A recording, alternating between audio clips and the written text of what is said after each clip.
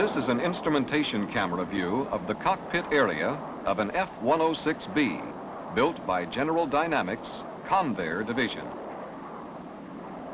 As a report on the F-106 Advanced Escape System, it will show the live ejection to demonstrate the high order of confidence development personnel have in this system.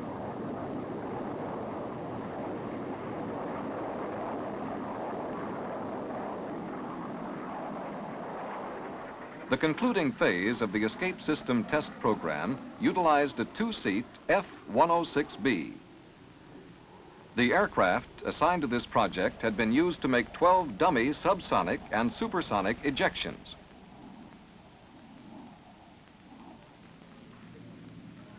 Personnel from Convair checked and double-checked the seat system and test equipment to ensure good test data as well as the safety of the live subject.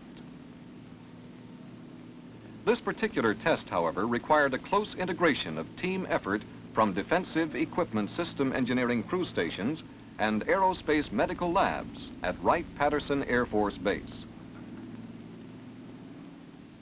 The man was Technical Sergeant James A. Howell, a jump master assigned to the 6511th Test Group at El Centro, California.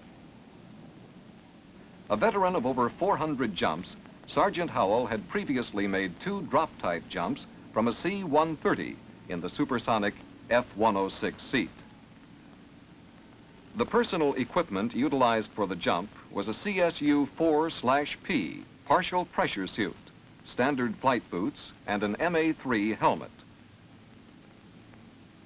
By standard safety requirements, Sergeant Howell wore a reserve parachute with a special chest protector to prevent undue pressures from reserve chute fittings during launch.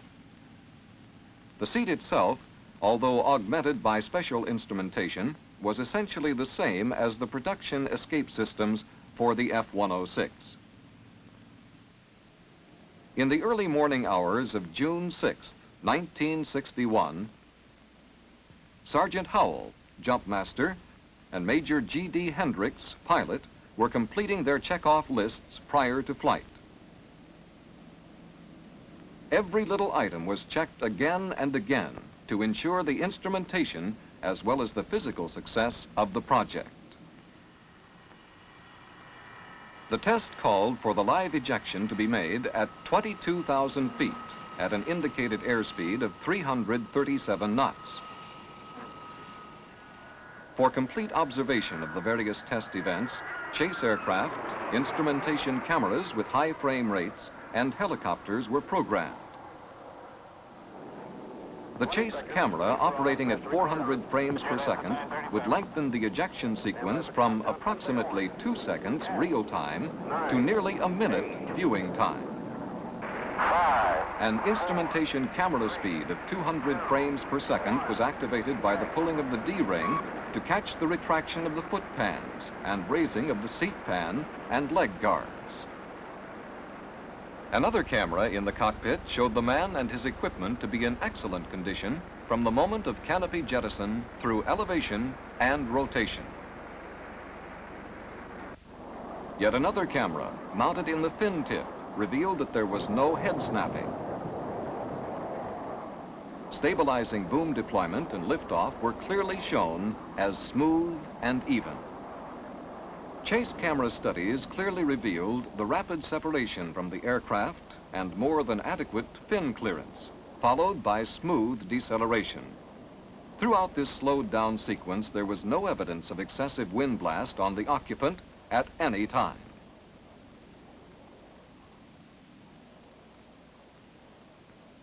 The F-106 Advanced Escape System allowed its occupant the ability to control any seat roll by shifting his body position slightly during free fall to 15,000-foot altitude.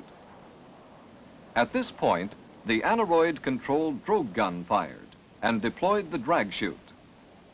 Clean seat separation occurred immediately.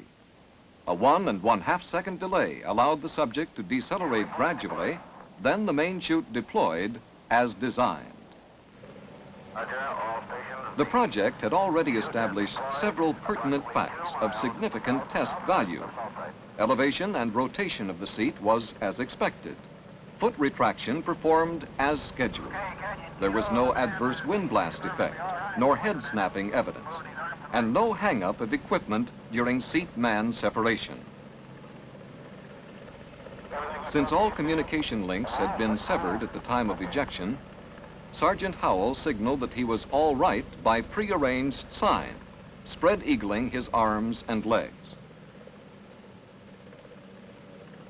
After jettison of his reserve chute, the sergeant landed only feet away from his target point. The elapsed time for this test ejection was 1.1 second, from pulling the D-ring to launch, and another 3/4 second of rocket propulsion to free flight clear of the aircraft. Prior testing had spanned a 4-year period to guarantee its success. Wind tunnel and slingshot testing, daisy track experiments, sled testing at Hurricane Mesa, and at the Air Force Flight Test Center at Edwards all led to operational utilization.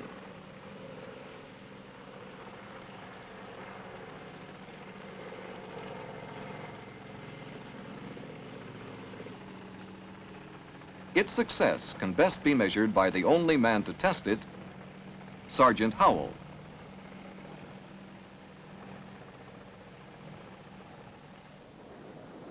In reliving the ejection during the debriefing, the sergeant made these comments in answer to specific questions. Did you feel the severity of the acceleration forces either during ejection or launch? Like I said before, it was real smooth. Like somebody picked me up like this, not throwing me, but just lifted my body real gentle. So you feel there were no severe G loads Right. at any point? When you launched, did you notice, were you aware of any rocket blast on either side? I didn't see a smoke, I didn't feel nothing. Were you comfortable? Oh yes, very good. Everything was all beautiful. Especially when you're just, everything is just stable. You could see everything, just like I'm sitting right here. Everything was real smooth. Would you classify the impact on drogue chute extraction there? I can't say it was a real hard opening because this is expected, and I think it's the most wonderful thing that can happen to a man. Jim, did you notice any hang-up during separation? No. Yes. Your feet? As soon as the drogue chute fired, I stopped and the sea just streaked past me. No tugging of the personal equipment leads? Nothing. Everything is just perfect.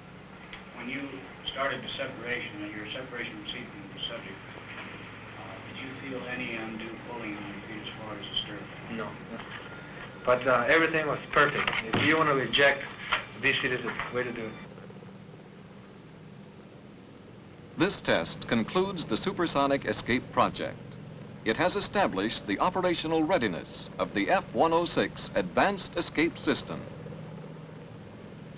It is being retrofitted to all F-106A and B all-weather interceptors for the protection of the U.S. Air Force personnel.